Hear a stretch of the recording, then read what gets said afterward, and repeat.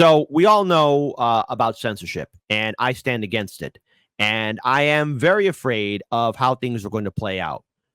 Now, we've seen it from both parties and through big tech and corporate media, how dissenting or differing opinions are being censored and suppressed. And the Gray Zone, which is being led by Max Blumenthal and Aaron Mate, have done a lot of groundbreaking work. These are award-winning journalists who have done so much in regards to speaking truth to power. I only could applaud them for just what they have accomplished. And right now, something very frightening happened. So I think it's only fair we at least play a few minutes of the first of this live stream that took place yesterday, 14 hours ago on the Gray Zone Live, because who else better to explain it than Max Blumenthal? Because I got to tell you, folks, I do wish that perhaps I could be wrong about all of this, that maybe things will get better, but I think they'll get progressively worse. Hey, what's up, everybody? Welcome to the Gray Zone. Here with Aaron Mate, as always, and starting a little late because of a few factors completely out of my control. One is a technical issue with StreamYard, which prevented me from using my normal mic and camera. Can't figure that one out. Gonna have to go to StreamYard customer support there. And another issue, which my close colleague Anya Parampil reported on Twitter, is that I'm completely locked out of my own personal Twitter account. So I don't even know if I'm not checking it, but I don't even know if we're able to stream this on Twitter, because it normally streams through my personal Twitter account, since that has the most followers. I've been told suspicious login info detected by Twitter. It started last night when I started tweeting about the would-be Trump shooter, Ryan Ruth, and my tweet started going viral, and I was locked out on my laptop. Then today I was locked out on all my other devices, right as I started preparing this stream.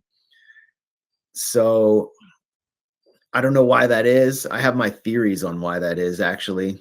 I think it's a coordinated attack by certain actors who don't want the factual information that I've been publishing on my Twitter account to get out there, because it's deeply damaging to them. And they don't really have an answer for it. We'll get into some of that. But for all I know, they're attempting to mass log into my account to force this. And it's a clear flaw in Twitter X's security. But I haven't violated any rules at all. I haven't been told I'm violating any rules or terms of service. I've just been prevented on various devices for about the last 24 hours from being able to access my Twitter account. So Aaron, are we streaming on? We are streaming on Twitter. All right. Well, that's good to know. So at least we're reaching the people. It is really clear, though, as we'll discuss, that there is an attempt to suppress history and facts on this character who is a lot more ideologically direct and coherent than the last Trump shooter.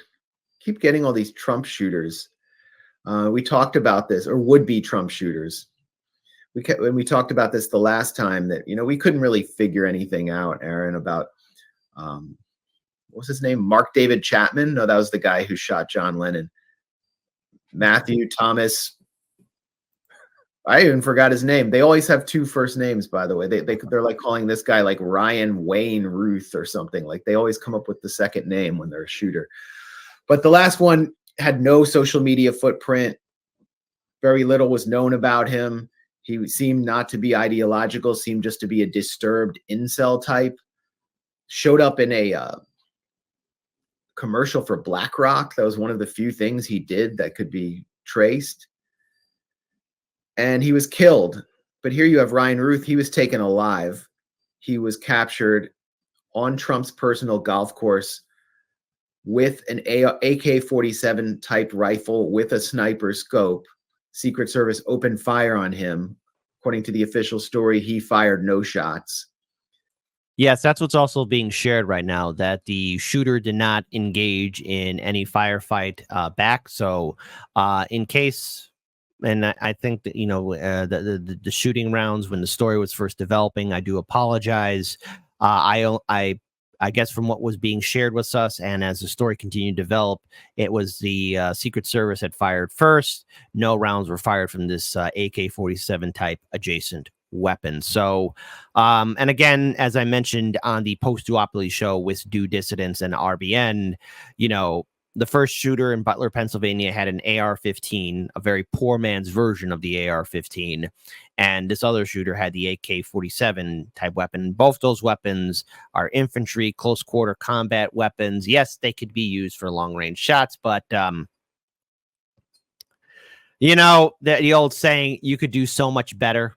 Yeah, those weapons are not the choice if you want to do accurate shots, which again calls into question just overall how they got that initial nudge to do what they did. And I have to say, folks, again, I am deeply concerned with the next following weeks before we get to election night, because I'm ever fearful of, okay, this time we got lucky again. No one got hurt. But the next time, there may not be a next time. Just throwing that out there. Is it a bridge too far just to say for everyone to calm down? He was 300 to 400 yards from the ex-president, but he didn't get to fire any shots at him. And so far, this may have changed. He's only being rung up for firearms violations. And this is someone who was previously, in 2002, arrested for having a standoff, an armed standoff with an assault rifle with police. Someone who fell, the FBI has said, was on their radar since at least 2019. But most significantly, someone who claims to be a recruiter and was listed by US media as the top recruiter for the International Legion, bringing volunteers and fighters to the Ukrainian military. So, Aaron, what are your thoughts here? Before we play the rest of this video, because again, there's a lot of great stuff in it, let's talk about how many journalists were in touch with Ryan Ruth. This is from Hotspot. And before that, too, I also want to pull this up here because this was shared on Twitter. And this is from Anya. Beginning last night, as his post about Ryan Ruth and Ukraine began to go viral, Max Blumenthal was prevented from logging into his X account. I call it Phoenix. I don't know. Why not? He is now blocked from logging in on all devices with this shady explanation. Suspicious login prevented. Dear God. Oh, boy. We blocked an attempt to access your account because we weren't sure it was really you. This happens when we notice unusual login activity, like an attempt to log in too many times or from a different location or device. You'll need to wait before trying to log in again. Some blocks are removed automatically. Philip, Stephen, listen, I know you're Max Blumenthal's handlers at the CIA, but can you stop? Come on, guys. I mean, at this point, I mean, what more can we say? It is rather suspicious. Okay, again, award-winning journalist not allowed to access his account.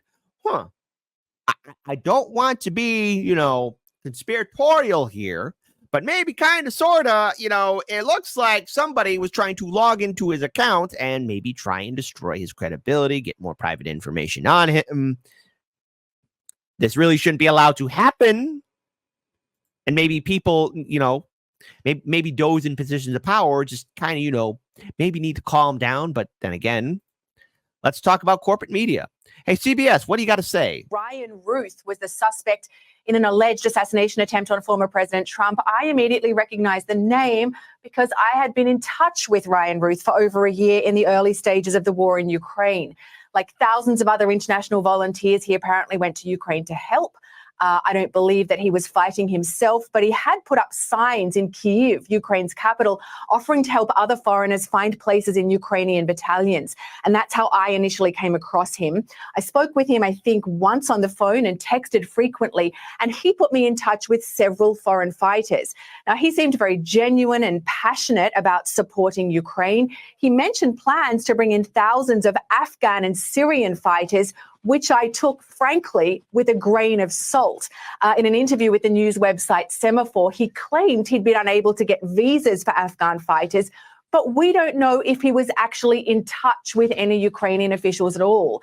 Now, I've met American volunteers everywhere from Syria to Ukraine. Some are experienced soldiers and clear about the dangers they're facing, but others seem less well informed and their motivations can be quite confused. To be honest, Ryan Ruth did at times seem fairly naive.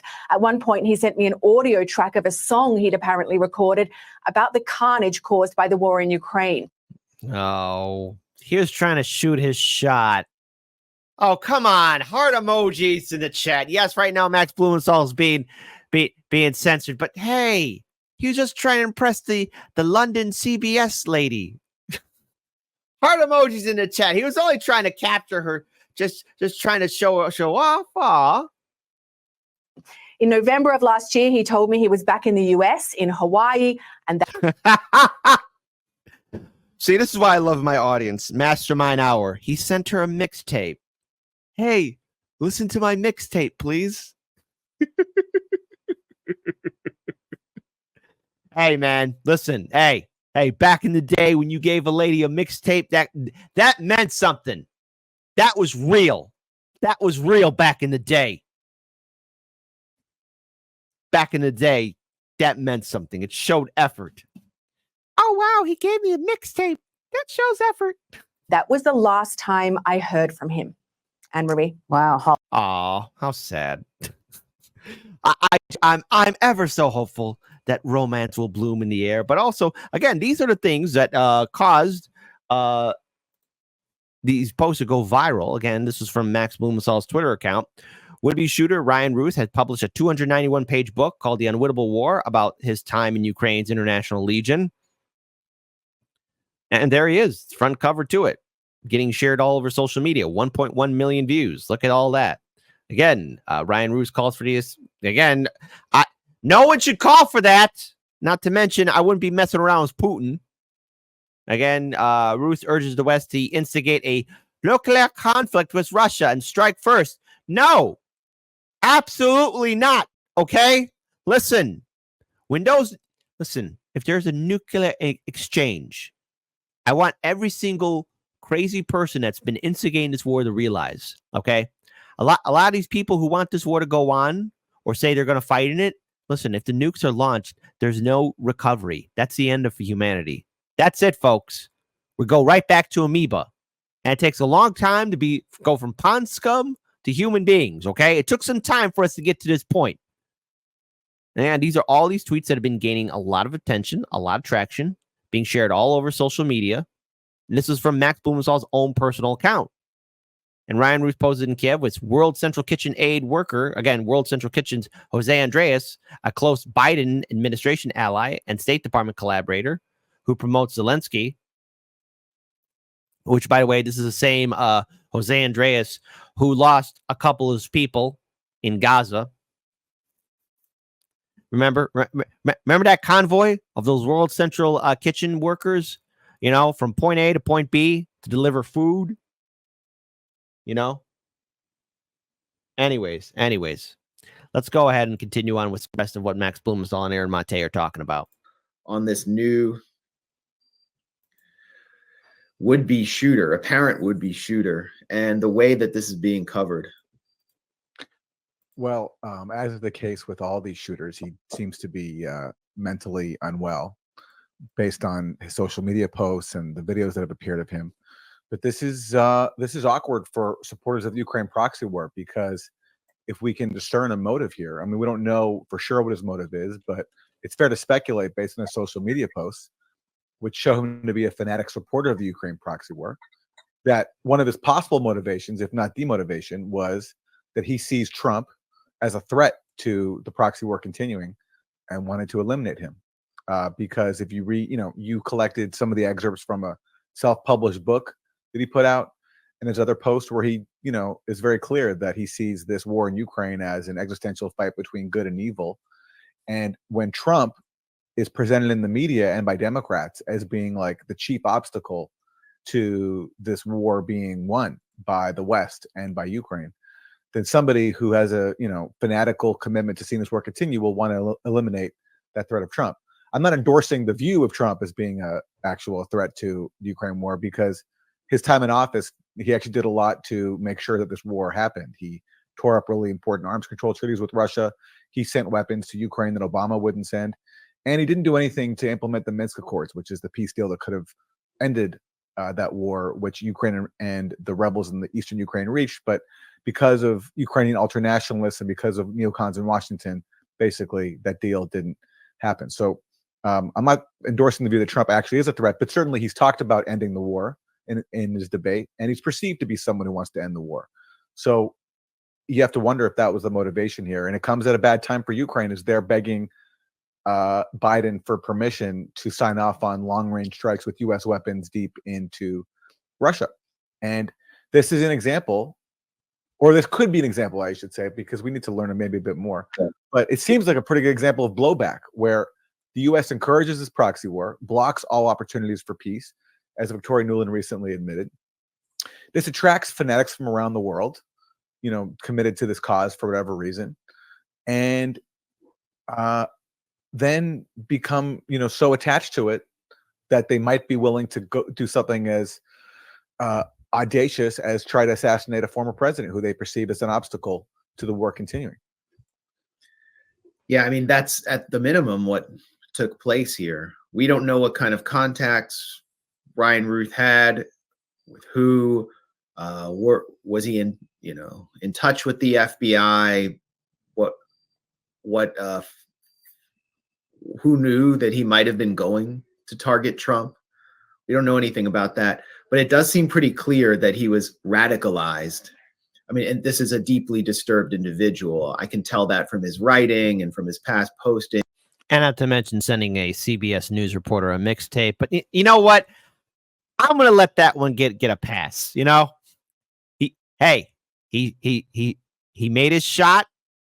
He missed, but he made no pun intended. He made his shot. Ha ha ha! I made a funny. And I didn't even realize it. Things and from his criminal history, but this is someone who seems to have been radicalized ideologically and found a strong ideological focus through his experience in Ukraine. I'll get into that in a second. And it's blowback for what the U.S. is doing there, where, as they did in Afghanistan, as they did in Syria, they create a petri dish for complete fanaticism to fester. And that's what happened with the International Legion. So let's take a look at just a quick overview I did at the Gray Zone of Ryan Ruth's background. I mean, this is him. He set up a wall of flags in Kiev near Maidan Square through his International Volunteer Center that he set up. And this is where he sort of became a magnet for various other contacts, which he's placed online, which include many U.S. journalists, people involved in the Ukrainian SBU, diplomats, and then other people like him, vagabonds, various weirdos, people who made homemade drones to use on the battlefield, extremists from the Azov Battalion and the Misanthropic Group. All these characters gravitated towards him as soon as he set up shop in Kiev. Here he is talking about, his involvement with Newsweek Romania. Please tell me. Now I want to pause here for a second, because again, look, what's happening to Max Blumenthal and to his account, I hope he's able to get access to it again. I would say to individuals like Elon Musk, look, when you first bought Twitter, turning into X, but you should call it Phoenix. Again, that's just my opinion, just my beliefs anyways. There was all this promotion for free speech and saying things are going to change. There were some differences, but the one thing I noticed that did remain the same is that Many people lost their accounts. Many people were censored. Many people were deplatformed, either on purpose or accidental. I want to be generous with that word. Bear with me, folks. But there's no reason why Max Blumenthal, who has a clear, clean record of reporting the facts, who's been leading his organization, the Gray Zone, as well as all of his colleagues, into doing groundbreaking stories. Now, his tweets about the shooter that didn't fire any rounds, but tried to do harm to Trump, went viral. And it's abundantly clear that this person, Ryan Ruth, was connected not only to people of positions of power or by proxy of the Biden-Harris administration or either that, other institutions, but the media knew him as well. And we did talk about this on the post-duopoly show, and I hope everyone gets a chance to check out that live stream. But he, as well as the other shooter that was done in Butler, Pennsylvania, were both in BlackRock commercials. A lot of shocking similarities there. And I kind of feel like now we are in an era where we are in a series of events that almost would be seen on TV shows like Black Mirror, The Twilight Zone, Outer Limits, etc. Now, those shows served as a warning of what not to do with technology or turning a blind eye to corruption or abuse of power. They weren't supposed to be guide notes. They were supposed to be warnings. And again, we have a system that has allowed the mentally unwell to go unchecked. People do need mental health, and there is a lot of instability in this country. And there are many factors that have caused the rise of mental illness in the United States. Let's face it, we're all working 9-to-5 jobs. We're all busting our butts off here. We're all struggling to make ends meet. You got people cutting corners just so they could put food on the table, buy their medicine, pay the bills, etc. And it's starting to become insane and overpowering. So it comes as no surprise why people like Ryan Ruth come into existence and how easily manipulated they can be. But one video in particular really raised my eyebrow and caused me to be concerned, in which Governor Ron DeSantis announced that Florida will be investigating into the second Trump assassination attempt. Now, it's very interesting what DeSantis is talking about. And I want to at least play this for all of you to see as well. Let's play it. So this happened here in your state. What are you going to do about it, Governor? Well, the state of Florida is going to do our own investigation. Clearly, there were multiple violations of Florida law. We also, I think, have an interest in vindicating the truth about where this guy came from, what his motivations were. The people of our state deserve that. I don't think it's in the best interest of this country to say that agencies like the FBI and DOJ, which are trying to prosecute Trump in South Florida, they're on appeal at the 11th Circuit trying to reinstate an indictment that had been dismissed, that they're the best people to turn around and, one, give us the truth about this defendant, but also to prosecute the case where they don't have as strong of jurisdictional claims. And so we are going to be doing our investigation. I'm going to have more to say on that very shortly about what precisely we're going to do. But I would note, Jesse, I've played golf with the president when he was in office at that course. It's a great golf course. That part of the property, DeSantis, your nose is brown. The fifth green, the sixth hole, and then the seventh tee, that is right there up against the fence line. So the fence line is covered with shrubbery. So if you were just walking by, you couldn't really see inside. But that is clearly the biggest point of vulnerability on that course, because if you're burrowed into those shrubs, you have a pretty clear line of sight on a number of golf holes. And so when I heard that this had happened, there were kind of conflicting reports. Maybe two people were shooting at each other. They said, no, this was meant for President Trump. I immediately knew exactly what part of the course it would have been in. So how did this guy get in there? How was he able to burrow in? And yeah, we're thankful that the Secret Service agent, when he saw the muzzle of the gun, fired and caused the defendant to leave. But that guy was burrowed in there, it seems like, for the rest of the night. How did that happen? Right. Thank God for that agent. Thank God for that agent. But that course should have been swept before, and that vulnerability should have been neutralized. When you hear the Democrats talk about this, I don't personally feel that much sorrow or that much sympathy or even regret that this happened twice, Governor. How do you understand that? Now, I would call into question again why this is being allowed, especially when we already know firsthand that this person, Ryan, was connected to a lot of people who have had some association with the Biden-Harris administration. There's been a lot of buildup during these past 3.5 years to undo, well, everything that Donald Trump has done. Now, but when I say undo, again, Trump put a horrible, ugly face on everything that was being implemented by previous Democratic and Republican presidential administrations. And the last thing they want is somebody to reveal just how sloppy and disgusting our entire system is. I mean, that's the one thing I could say is a great thing about Donald Trump's administration, is that it revealed the truth. It showed us just what our fancy, well-taught, well-acted politicians are capable of doing so when the rest of us are asleep.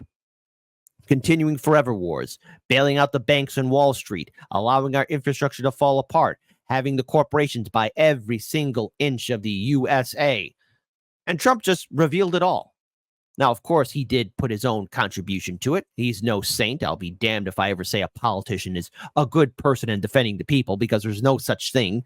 I have yet to see a politician actually stick their necks out for the American people, and those that are, who possibly are out there. And there might be a few examples. You know, remember, they're few and far between, and their careers will always be cut short. Or either that, they'll just be forced to retire. Because after all, if you're a good apple and it was a bunch of bad apples, the rot will infect you too. I do want to pull up this tweet here as well, because this is a response from Anya. Just to be clear, his account is still there, but he can't log in, and it's been wiped from his devices. Not sure if this starts with Elon Musk or if it's a mass login attempt deployed by other actors in order to knock him out.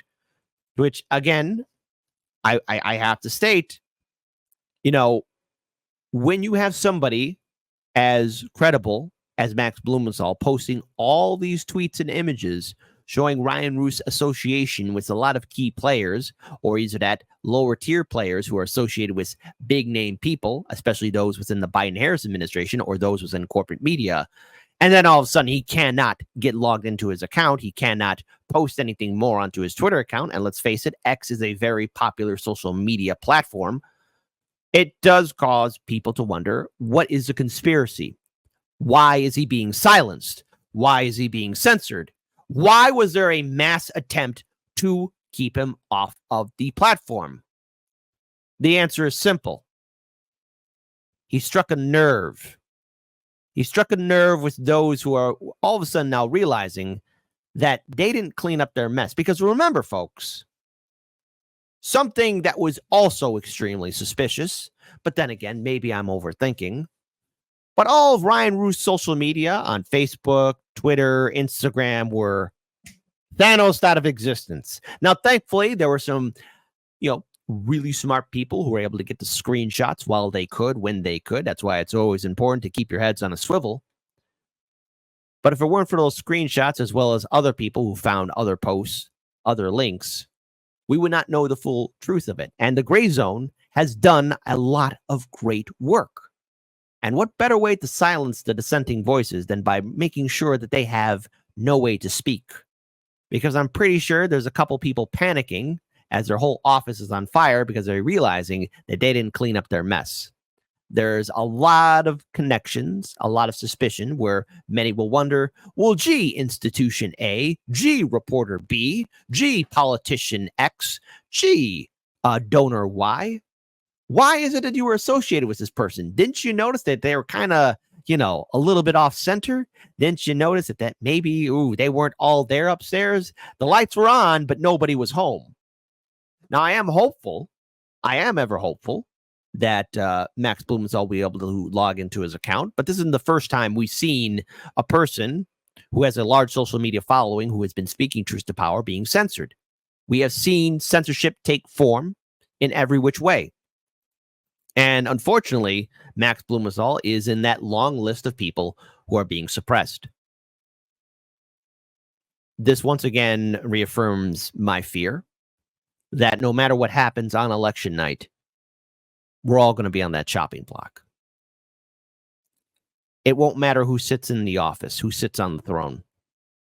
Everybody's going to be silenced. Everybody's going to be censored. Everybody's going to be looked at with suspicion. This is the world we're in now, where censorship is the rule. It's the order. There was once a time where free speech was a way in which we could share ideas and exchange thoughts with each other. But because you have mentally immature people, you have corporate media that are panicking, you have a political establishment realizing that they're losing their grasp, the only way they can maintain power is by silencing everyone. So one thing I would urge my audience to do, if you can, please don't get upset, but politely retweet Anya's original tweet. Tell Twitter to restore his account, to help him out, because there's something wrong happening here. But besides that, there's a bigger fight in store for us. The fight for true independent media. The fight to actually really get the truth out there. And this is, once again, I'm going to keep saying this over and over again. I am ever hopeful to see the rise of more citizen journalists. That's right, more citizen journalists. And I've noticed a couple people in my audience, you're doing it too. Good on you. And I'm glad. But for those who take up this challenge, it will not be an easy road. It won't be victories. It won't be parades. It will be a rough road to be down. But we need more citizen journalists to step up. Corporate media has its narrative. The political establishment has its narrative. And big tech definitely has its narrative.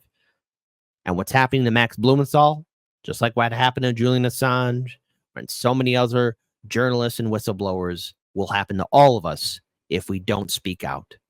And I urge everyone to help call and take up the voice of restoring Max Blumenthal's account so he can continue doing his great work.